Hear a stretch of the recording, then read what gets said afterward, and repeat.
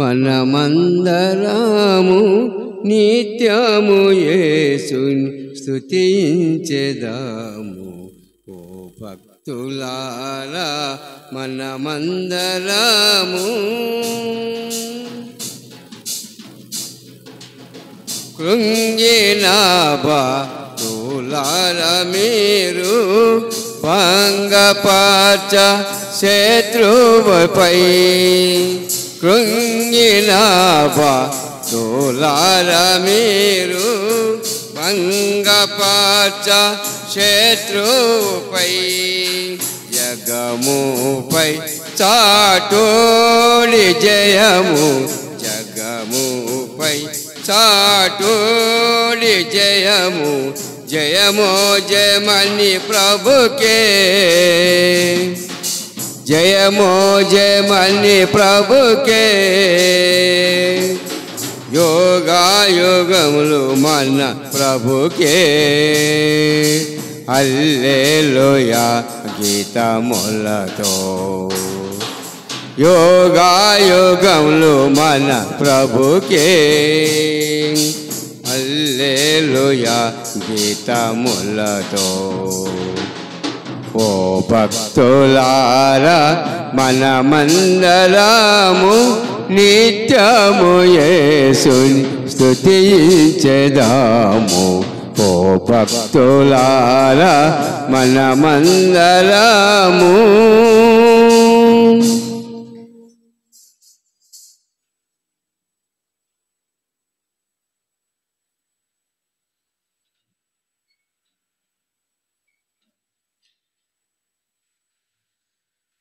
మొదటి సమూయేలు గ్రంథము 22వ అధ్యాయము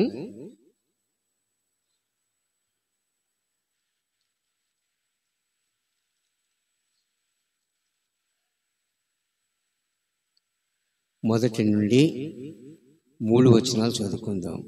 మొదటి సమూయేలు గ్రంథము 22వ అధ్యాయము 1-3 వచనాలు.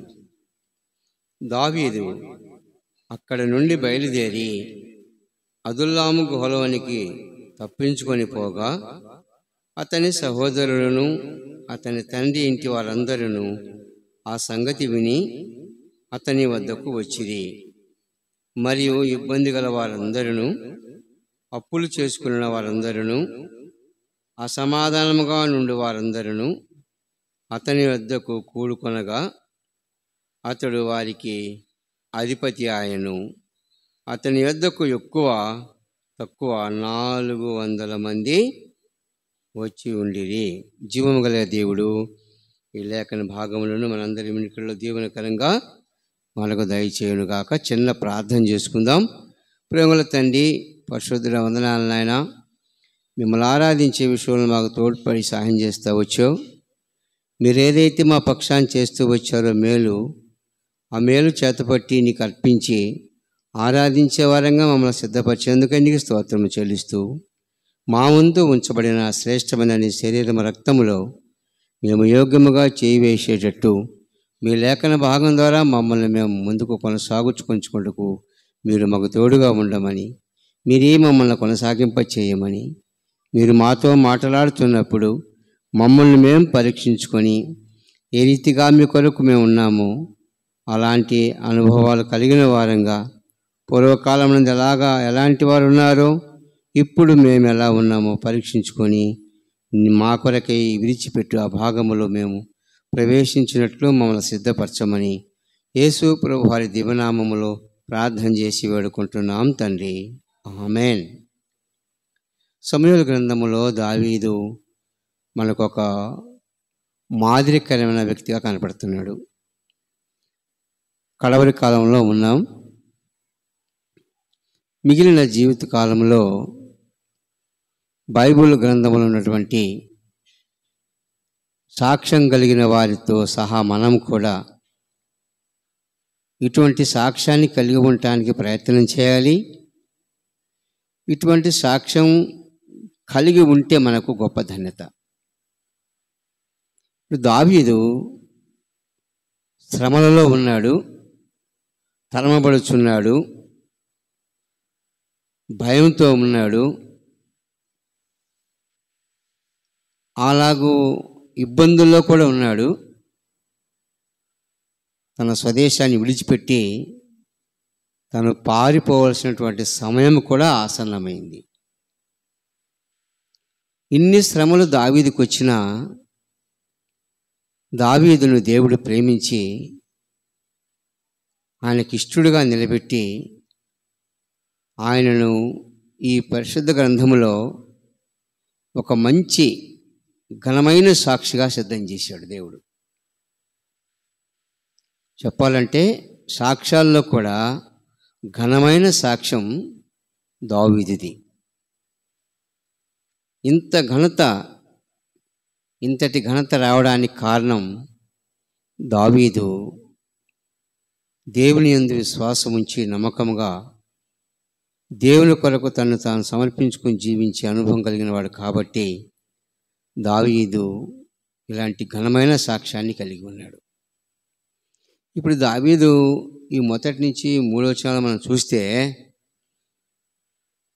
ఎక్కడికి వచ్చాడంట?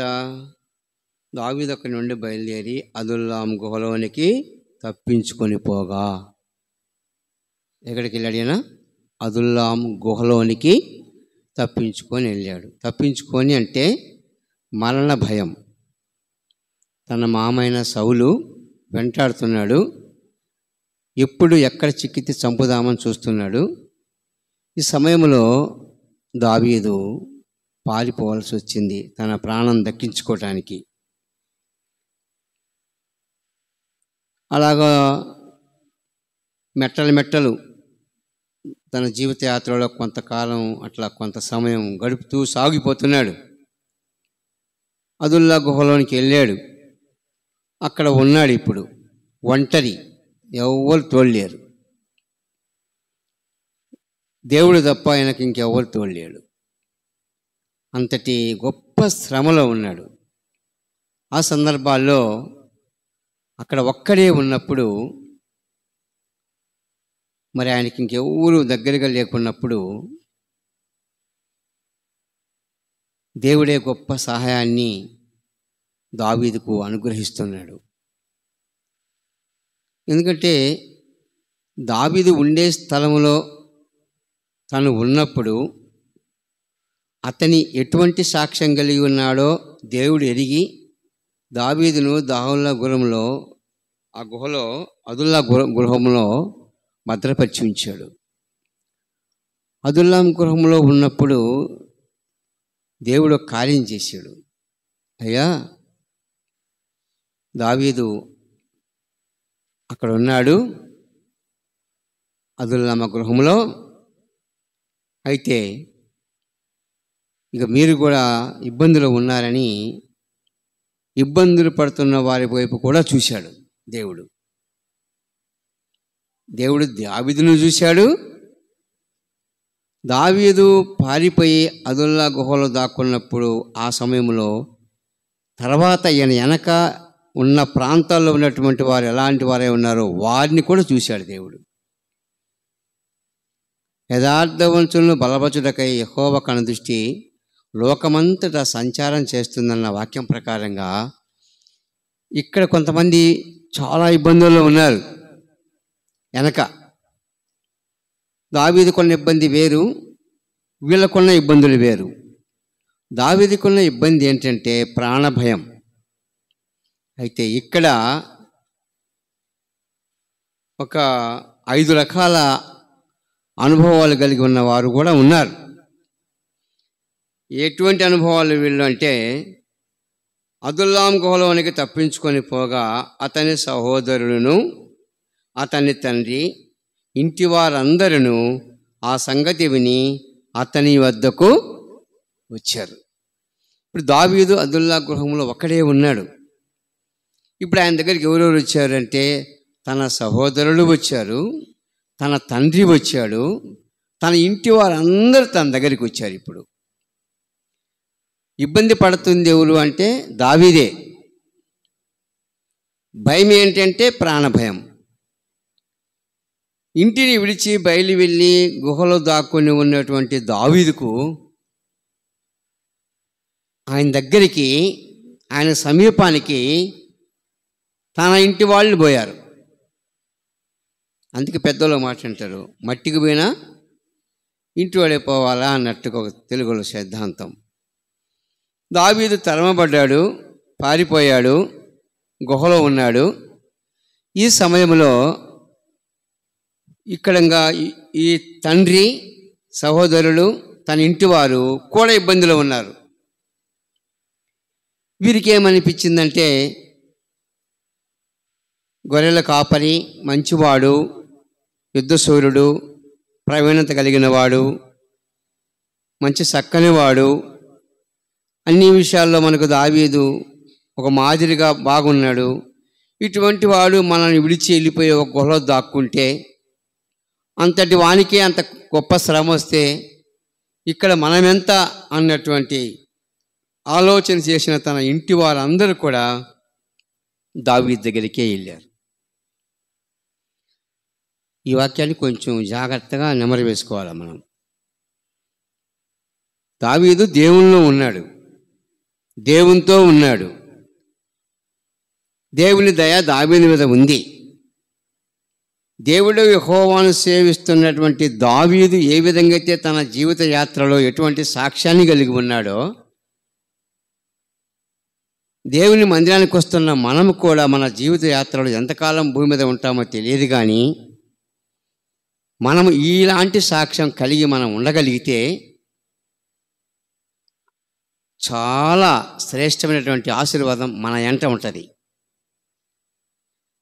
ఇప్పుడు దావీదు ఒంటరిగా ఉన్నా కానీ తన ఇంటి వారందరూ కూడా తన దగ్గరికే పోయారు.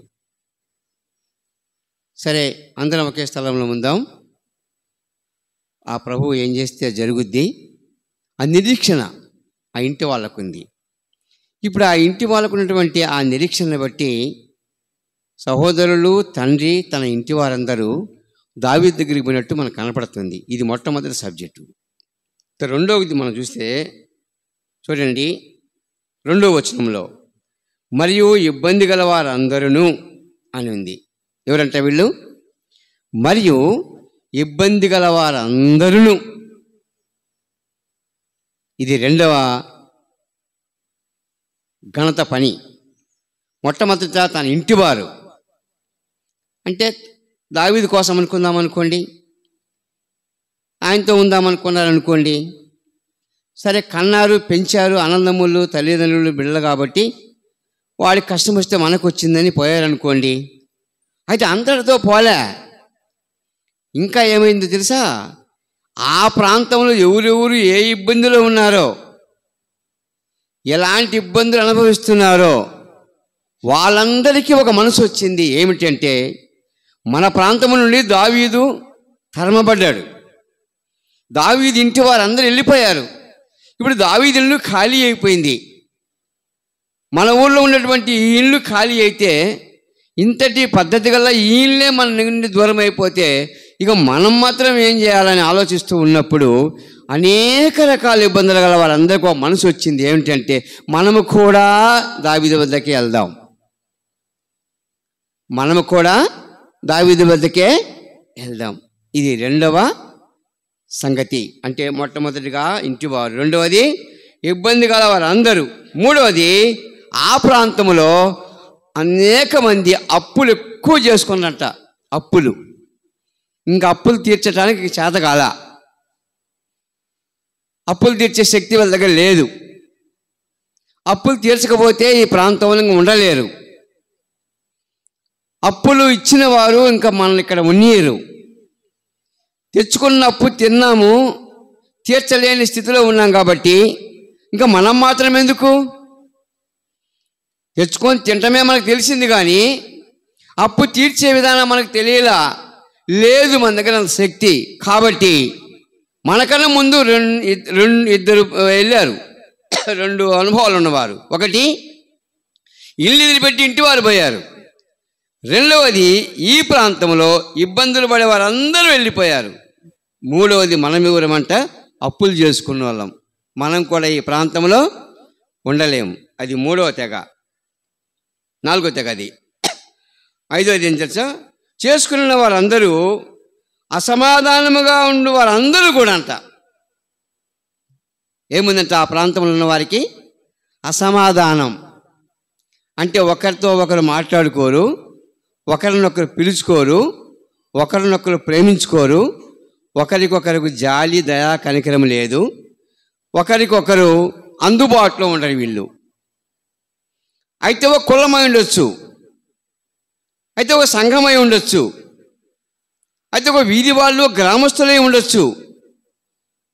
ఏదేమైతేమి వీళ్ళకి ఏమి లేదంటే సమాధానం లేదు. సమాధానం లేనటువంటి అసమాధాన పరులు ఆ ప్రాంతంలో కొందరున్నారు. ఆ ప్రాంతంలో కొందరున్నారు. ఆ కొందరు కూడా ఒక ఆలోచనకు వచ్చారు. ఏమనంటే మనకు ఒకరికొకరి సమాధానమే లేదు, ఒకరి దగ్గర ప్రేమే లేదు. మనకందరికీ ఒకరిని చూసి ఒకరికి అసహనం, ఆవేశం, తొందరపాటు, కోపం అధికమైంది. ఇంకా ఈ ప్రాంతంలో మనకు ఆస్తులు ఉన్నా, అంతస్తులు ఉన్నా, కులం ఉన్నా, బలం ఉన్నా, ఊరు మంది అయినా మనము పనికిరాని అనుభవంలో ఉన్నాం ఇక్కడ. ఇంకా మనం ఈ ఊర్లో వద్దు. ఇదొక తెగ. చూసారా?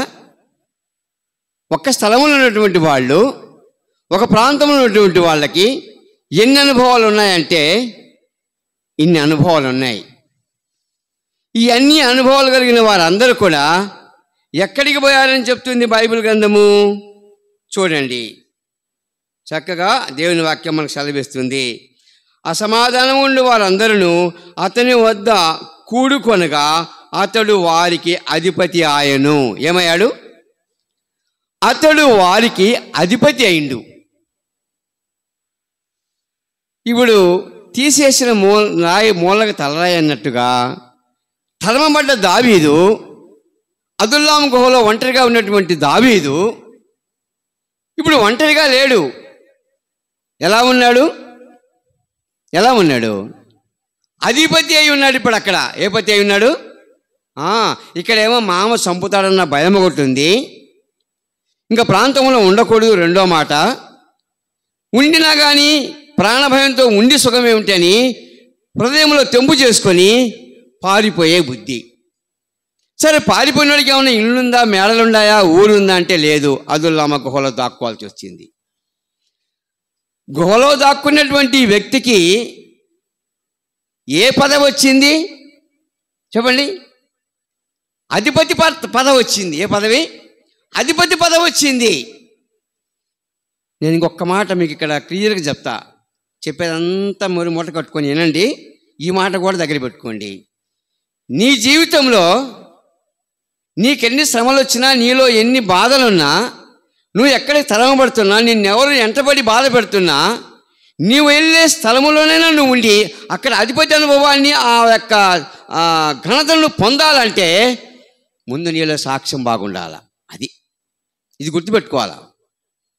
అతను దైవ సేవకుడే కానీ, అతడు సంఘ పెద్దే కానీ, అతని విశ్వాసే కానీ, అతడు ఏ పదవులోనన్నా ఉన్ని, అతడు ఏ జీవితంలో కలిగి జీవిస్తున్ని, ఆ ప్రాంతంలో ఎలాగన్నా ఉన్ని కానీ అక్కడి నుండి ఒకవేళ పారిపోవాల్సిన అవకాశం, సమయం చేకూరితే నువ్వు వెళ్ళి ఎక్కడో దాక్కున్న సమయంలోనైనా కానీ అక్కడ నువ్వు ఆధిపత్యం వహించే అనుభవంలో ఉండాలా.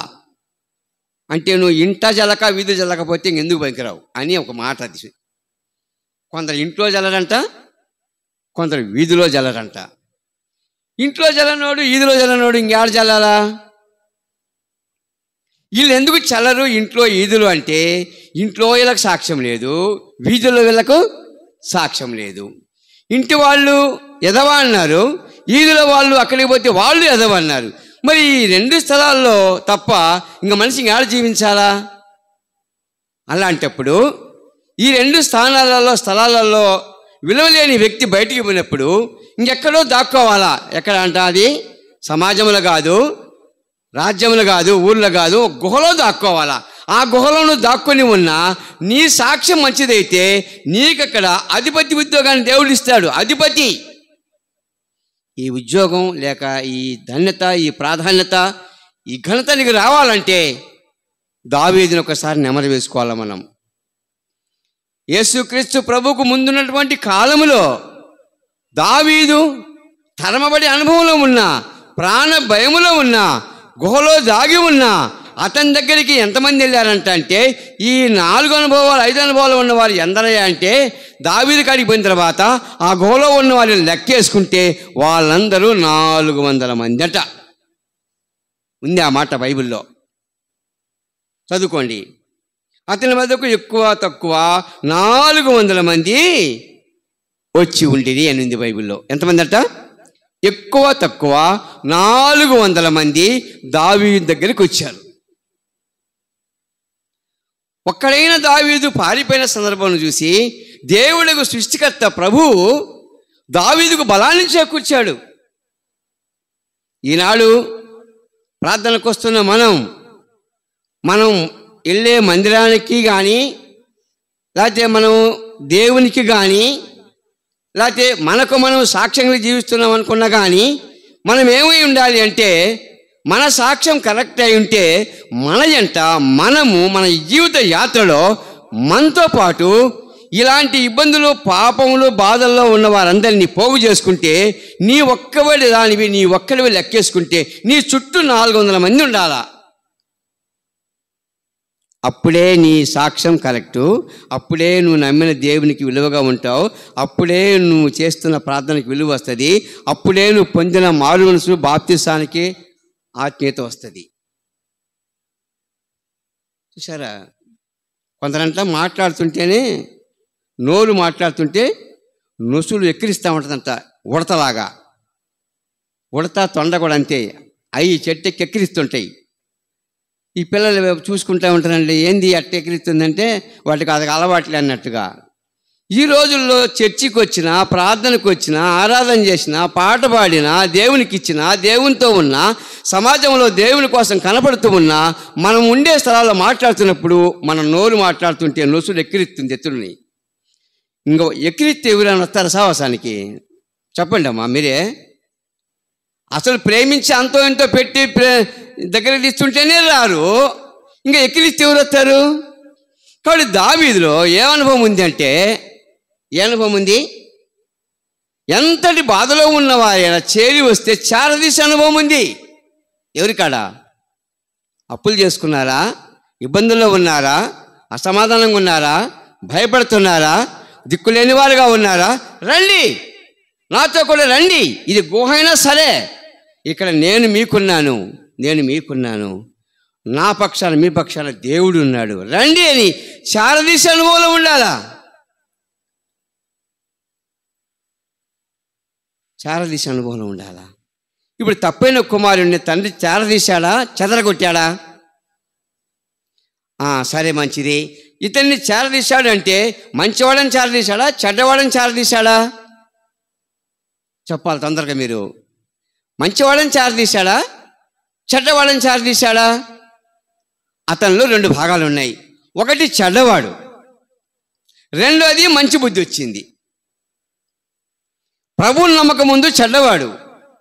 ఇప్పుడు బుద్ధి వచ్చిన తర్వాత, దేవుని వాక్యం మనసులోకి వచ్చిన తర్వాత, తండ్రి గుర్తొచ్చిన తర్వాత, తండ్రి ఇల్లు గుర్తొచ్చిన తర్వాత, తండ్రి ఇంట ఉన్నటువంటి సమస్తం గుర్తొచ్చిన తర్వాత బుద్ధి వచ్చి ఇంటికి వచ్చాడు. ఇప్పుడు దేన్ని బట్టి ప్రేమించి దగ్గరికి తీశాడు తండ్రి? చెప్పండి, దేన్ని బట్టి? చనిపోయిన నా కుమారుడు బ్రతికింటికి వచ్చాడు, చాలు, అంతే సంతోషం. ఇంకా ఇది ఆస్తి అంతా పోయినా పర్వాలే, ఇది అక్కడ పరువు అంతా పోయినా పర్వాలే, వీడు ఎన్ని బాధలు పడ్డాడో నాకు తెలియదు, అక్కర్లేదు. వీడు అంత ఆకలి ఉన్నా నాకు తెలియదు, వీడు ఎలాంటి ఇబ్బందులు పడ్డాడో నాకు తెలియదు. చేరి వచ్చాడే, చారదీయటమే నా వంతు అనుకున్నాడు తండ్రి. తండ్రి అంటే ఎవరు? దేవుడు. ఆ దేవుడి స్థానంలో నువ్వు ఉండు, ఒక విశ్వాసిగా, ఒక సేవకుడిగా, ఒక సేవకురాలిగా. నువ్వు ఉండే స్థానంలో నాకు ఎంతమంది వస్తారు? ఇంచుమించు ఎక్కువ తక్కువ 400 మంది వస్తారు. ఒక్క మనిషికి 400 మందిని సంపాదిస్తే ఇలాంటి మందిరాలు ఎన్ని కావాలో చెప్పండి. దీంట్లో ఒక తెలుగు చిన్న శాస్త్రం ఉంది. ఏంటి ఆ శాస్త్రం చెప్పమంటారా? చెప్తాను. ఒక కుమ్మరాయనంట కష్టపడి మట్టి తెచ్చి కుండలు చేసి కాల్చి ఒక ఆమం వేశాడంట. ఆమం ఎక్కడెక్కడో చెత్త అంతా తెచ్చి పెట్టాడు. ఆమం బూడ్చాడు, బాగా దిట్టపరిచి దానికి నిప్పు పెట్టాడు. ఎందుకంటే కుండలు కాలాలి కదా, ఆ కాలిన కుండలు అమ్ముకోవచ్చు అని. బాగా ఆసక్తితో మరి ఈ అమ్ముడు పోతే బతుకుతానన్న సందర్భంలో మస్తాన్ లాంటోడు ఆ కుమ్మరాయన ఆమం కాడికి వచ్చాడంట. ఏం చేశాడు? మర్యా ఇన్ని కుండలు నువ్వు చేసుకొని కాల్చుకొని అమ్ముకుంటే వీటితో నువ్వు బతుకుదు కానీ ఉండు నీ తాతగాను అని ఆ చేతిలో ఉంటున్నటువంటి ఆ గచ్చకాయ ఆమములు వేసిందంట. ఏమైపోయింది? అది సమస్తం సర్వనాశనం అయిపోయింది. ఈ రోజుల్లో కూడా బాగా గుర్తుపెట్టుకోండి, దేవుని వాక్యం నెమరు వేసుకోండి. నిజంగా మనం ఈ కాలంలో ఎంత వాక్యం వింటే మనకు అంత ధన్యత. కుమ్మరామంలో గచ్చకాయలాగా మనం ఉండకూడదు, కానీ ఆయన బతుకుతాడేమన్న ఆ దుర్బుద్ధి మనకు ఉండకూడదు. కానీ మనకేముండాలంటే దావీదు లాంటి మనసు మనకు ఉండాలా. ఇప్పుడు పారిపోయిన వాళ్ళు మొత్తం తీసుకొచ్చి దగ్గర పెట్టుకొని సంరక్షిస్తున్నాడు, భయపడకుండా ఆధారంగా ఉన్నాడు, ధైర్యపరుస్తున్నాడు. మీరు ఎన్ని బాధల్లో వచ్చారు నా కాడికి, దానికి సంబంధించిన వాళ్ళు ఎవరైనా దగ్గరికి వస్తే నేను వారు సమాధానం చెప్తా, నువ్వేం భయపడబాకండి, ఒర్రి పడద్దు, మీరు ధైర్యంగా ఉండండి అన్నాడు. ఇంచుమించు 400 మందిని ధైర్యపరుచుకుంటూ కాపాడుకుంటున్నాడు దావీదు తన జీవితంలో. ఈ 400 మందికి అధిపతి అయ్యాడు. ఈ 400 మంది ఆనందిస్తున్నారు, ప్రాంతం మీద చెల్లారు, బాధలో ఉన్నారు, ఇబ్బందులు ఉన్నారు, అప్పులో ఉన్నారు, ఎన్నో గుర్తొస్తున్నాయి, అవన్నీ మర్చిపోయారు. ఇప్పుడు దావీదు అంట ఉన్న తర్వాత వీరికి ఈ దావీదుతో సహవాసం కలిసిన తర్వాత దావీదులో ఉన్నటువంటి ఆత్మీయ అనుభవాలు చూస్తున్నప్పుడు వీరు ఆ సమస్తాన్ని మర్చిపోయారు, బయట ఉన్నదాన్ని.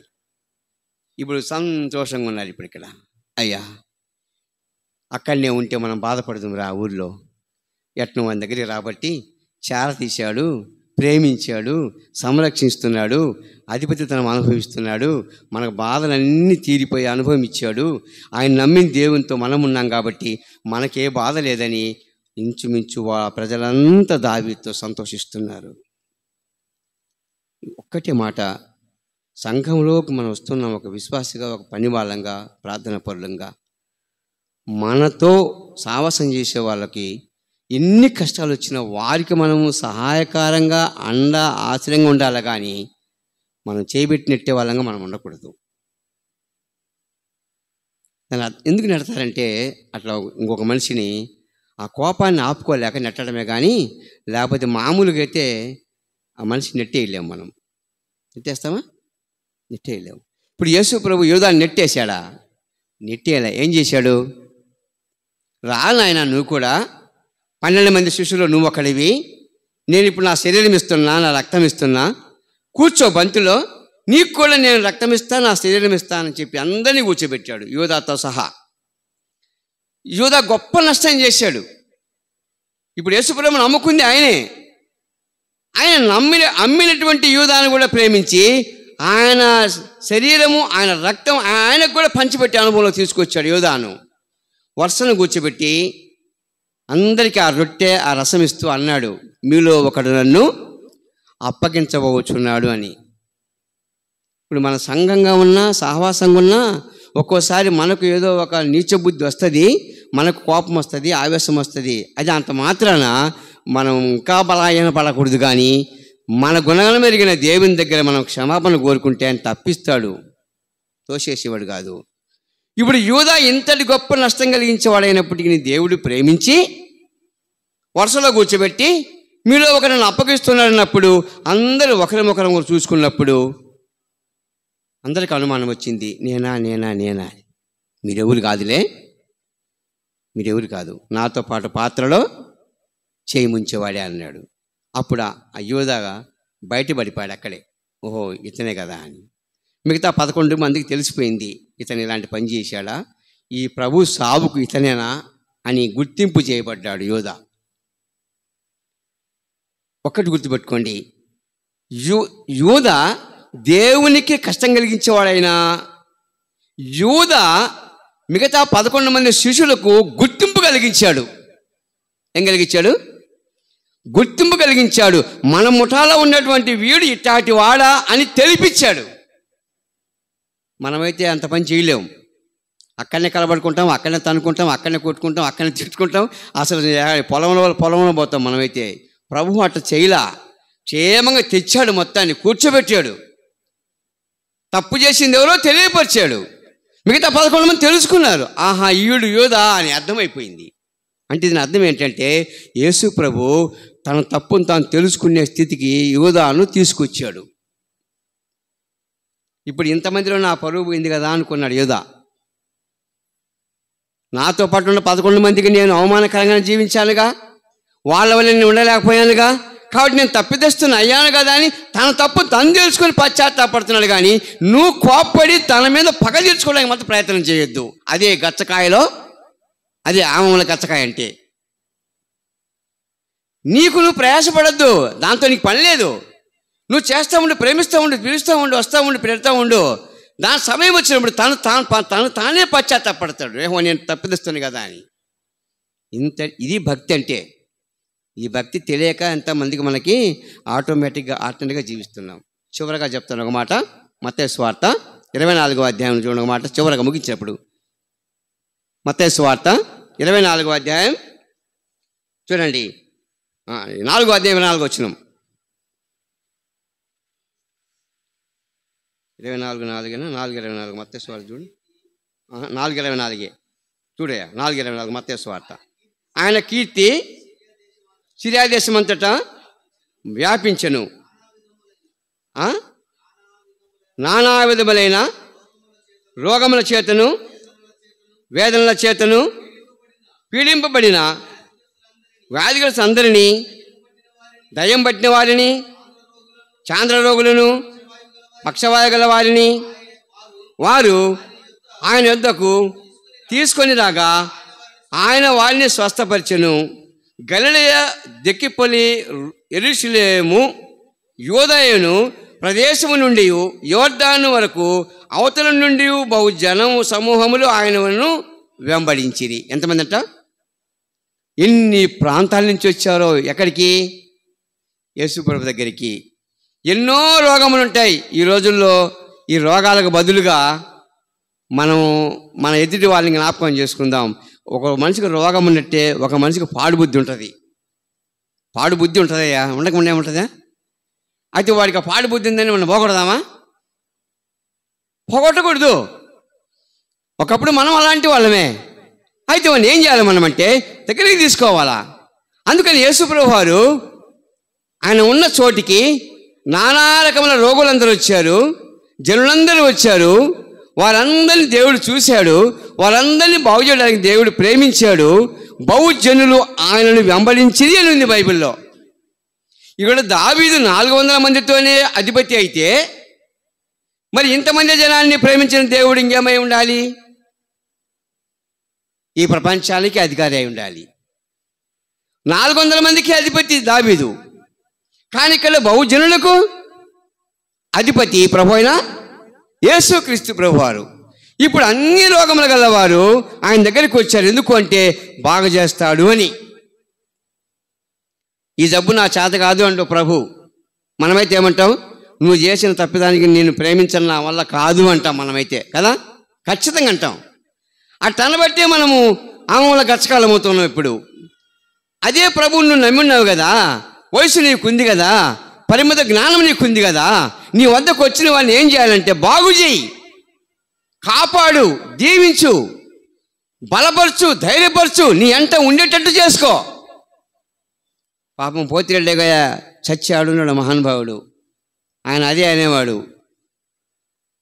అయ్యా మనకు జనం కావాలి. ఎవరు కావాలి? జనం కావాలి. మనకు జనం కావాలంటే మనం ఏం చేయాలి? జనాన్ని ప్రేమించాలి. ఏ విధానికైనా జనం కావాల్సిందే. ఒక నాయకుడికైనా, ఒక సేవకుడికైనా, ఒక సహవాసానికైనా జనం ఉంటేనే కదా. అది ఎట్లా అవుతుంది? ఒక్కడు ఇబ్బంది కదా. అందుకే జనం లేనటువంటి దావీదు అదుల్లా గుహలో బాధపడుతున్నప్పుడు 400 మందిని తోడిచ్చాడు. ఇప్పుడు ఆయన అధిపతి అయ్యాడు. అలాగే ఇన్ని రోగాలు గల ఈ వ్యాధిగ్రస్తులందరూ అన్ని ప్రాంతాల నుండి యేసయ్యను గురించి వచ్చారు. వారిని చూశాడు. రండి నా కాడ కూర్చోండి, నేను వెంబడించండి, మీ బాధలన్నీ తీసేస్తా, నేను వచ్చింది అందుకే ఇక్కడికి. ప్రియులారా, యేసు ప్రభు ఉన్న స్థలంలోకి చేరి వచ్చిన వీళ్ళందరికీ మేలు జరిగిన తర్వాత వీళ్ళు అనుకున్నారు, ప్రభువా నువ్వు ఎంతటి గొప్ప దేవుడవు, నువ్వు చాలా అద్భుతమైన కరుణ దేవుడవు, నిజంగా నీ వద్దకు వచ్చేవాళ్ళని ఎంత మాత్రం కూడా త్రోసివేసే దేవుడవు కాదు. క్రైస్తవ సహవాసం అంటే ఎట్లుంటుందంటే, యేసు ప్రభుని నమ్ముకున్న వాళ్ళం బయట ఉన్నా, లోపల ఉన్నా, ఇంట్లో ఉన్నా, వీధిలో ఉన్నా, ఇంకొక ప్రాంతాన్ని పోయినా మనం ఎలా ఉండాలంటే ప్రత్యేకించబడ్డటువంటి వారంగా ఉండాలి.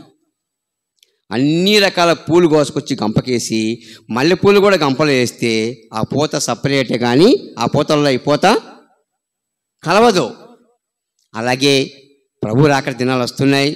మనం ఎలా ఉండాలి అంటే, మనలో మనం అనేకుల్లో, మనతో అనేకులను మనం చేర్చుకోవాలంటే ఏమై ఉండాలి చెప్పండి? ఏమై ఉండాలి? ఎంతటి బాధ అయినా అనుభవించే వాళ్ళంగా ఉండాలి, సంరక్షించే వాళ్ళంగా ఉండాలి, సహకారంగా ఉండాలి.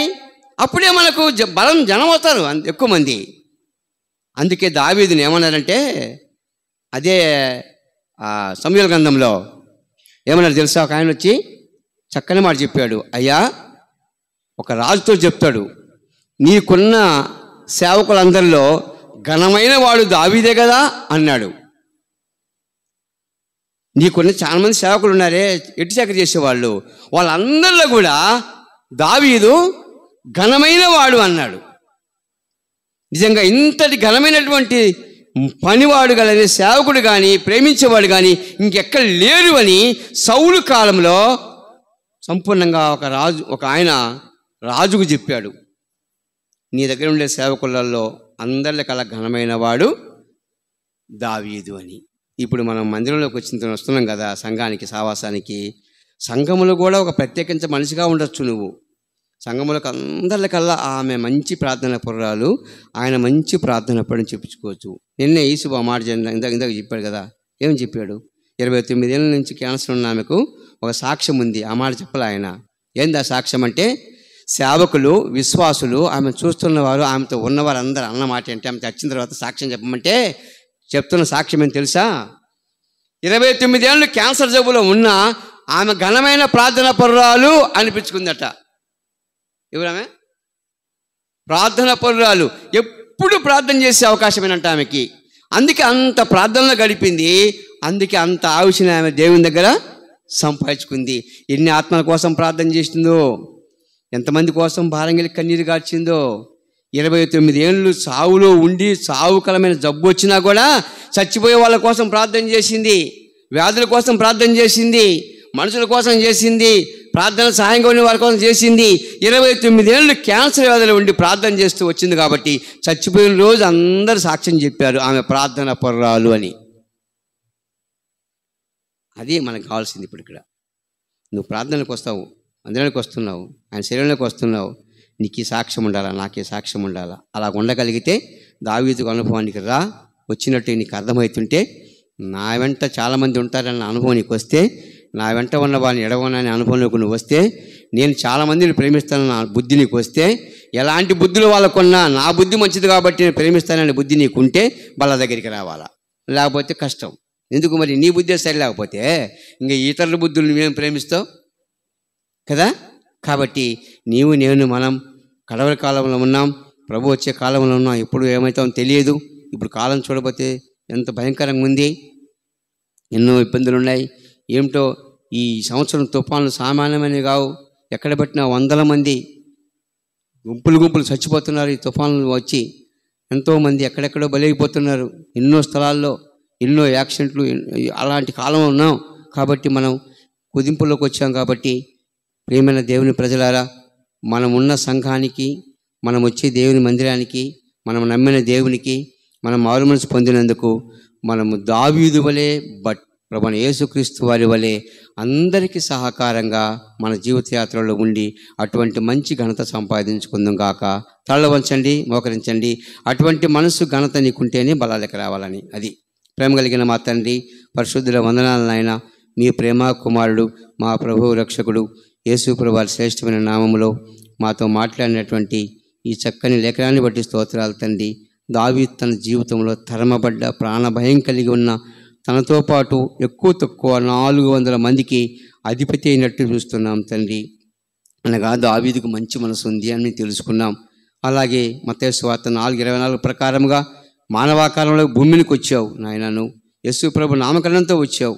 నీ వద్దకు వచ్చిన వారిని త్రోసేయకుండా దేశాలు విదేశాలు ప్రదేశాల నుండి వచ్చిన వారందరినీ జ్ఞాపకం చేసుకొని బహుజనులను నేను వెంబడించేవారుగా నువ్వు సిద్ధం చేసుకున్నావు. ఎంతమంది జనం వచ్చినా కాదనకుండా ప్రేమించేవాడుగాను ఉన్నావు. ఎన్ని రకాల బలహీనతల్లో ఉన్నప్పటికీ ఆ బలహీనతలను నువ్వు ఏమనుకోకుండా ప్రేమించేవాడుగా ఉన్నావు. నీకు స్తోత్రాలు. అటువంటి త్యాగమూర్తిగా మా కొరకు ప్రాణం పెట్టావు. అటువంటి ప్రాణం పెట్టిన నీ శరీరముల రక్తంలో మేము చేయబోయేటప్పుడు మమ్మల్ని మేము పరీక్షించుకొని మేము ఏ విధానంలో ఉన్నామని మా పరీక్షను బట్టి మమ్మల్ని స్పందించే ఈ వాక్య భాగాన్ని బట్టి మమ్మల్ని మేము పరీక్షించుకొని మీ చిత్తమైతే మీ శరీరంలో మీ రక్తంలో పాలు పంపులు పొందువారుగా సిద్ధం చేయమని యేసు ప్రభువు దివ్యనామములో ప్రార్థన చేసి వేడుకుంటున్నాం తండ్రి. ఆమెన్. తల వంచి మోకరించండి.